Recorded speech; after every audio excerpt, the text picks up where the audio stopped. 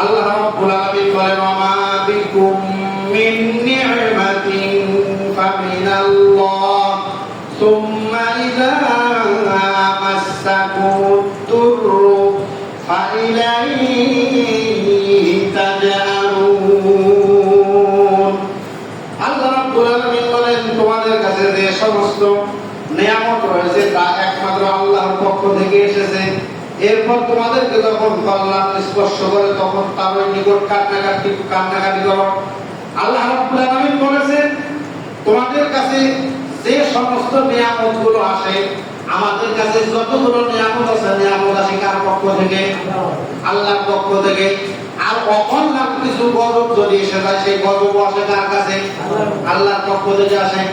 এই জন্য আল্লাহ রাব্বুল আলামিন বলেছেন তোমাদের কাছে যে সমস্ত নিয়ামত গুলো আসে এটা হলো একমাত্র আল্লাহ রাব্বুল আলামিনের পক্ষ থেকে আসে।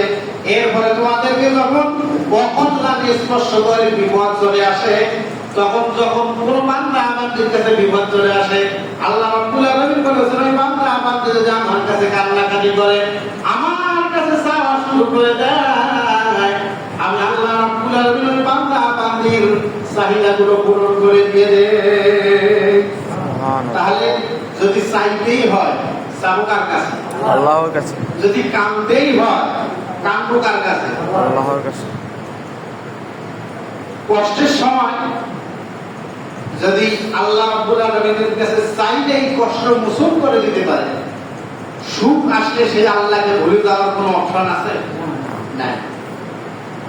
কারণ যেই আল্লাহ রাব্বুল আলামিন কষ্টের সময় যখন রিজিকের সমস্যা ছিল, অসুস্থ ছিলাম, শরীর ভালো ছিল না, চতুর্দিক থেকে আল্লাহর গজবগুলো যখন আক্রমণ করেছিলেন, আল্লাহ বলেছিলেন যখন কোনো অকল্যাণ তোমার কাছে চলে আসে, কোন বান্দা বান্দি আমার কাছে কান্নাকাটি করে চায়, কোন ওই বান্দা বান্দির চোখের পানি নাকের ডগায় আসার আগে ওই বান্দা বান্দিদের তামাম জীবনের গুনাহগুলো মাফ করে দিয়ে আমি আল্লাহ রাব্বুল আলামিন ওই অকল্যাণটাকে কল্যাণ করে দেই। তাহলে এই কষ্টের সময় যদি আল্লাহ রাব্বুল আলামিন অকল্যাণটাকে কল্যাণ করতে পারে, যখন কল্যাণ হয়ে যায়, বলেন তো সেই আল্লাহ রাব্বুল আলামিনের শুকরিয়া আদায়ের প্রয়োজন আছে না? আছে। কিন্তু আমরা মানুষ বিমুখা, যখন আযাব গজব এসে যায় তখন আল্লাহর রশিটাকে শক্ত করে ধরি, আল্লাহ এই বিপদ থেকে উদ্ধার করে দেয়, আর কোনোদিন নামাজ ছাড়বো না, কোনোদিন ওই সমস্ত খারাপ কাজ করবো না। এমন লোক আছে না? নাই। কিন্তু আল্লাহ তাদের সমস্যাগুলোকে সমাধান করে দেয় কিনা? দেয়। আল্লাহর একটা নাম হলো রহিম, রহমান। আল্লাহর নাম হলো রাজ্জাক, রিজিক দাতা। বলে তো আমরা যারা মুসলমান আছি, ইসলাম ধর্মের লোকদেরকে শুধু আল্লাহ রিজিক দেয় না, ইসলাম ধর্মের বাইরে যারা আছে তাদেরকেও রিজিক দেয়, সবাইকে দেয়, সবাইকে রিজিক দেয়। তাহলে আল্লাহ রাব্বুল আলামিনের একটা নাম হলো রাজ্জাক।